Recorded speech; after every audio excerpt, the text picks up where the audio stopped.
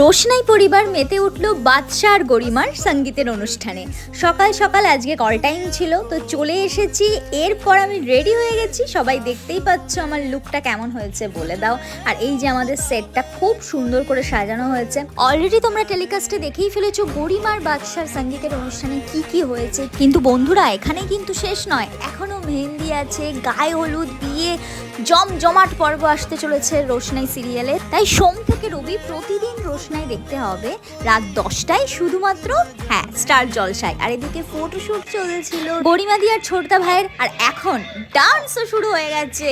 আমরা সবাই মিলে ডান্স করছিলাম, খুব মজা করেছি বন্ধুরা।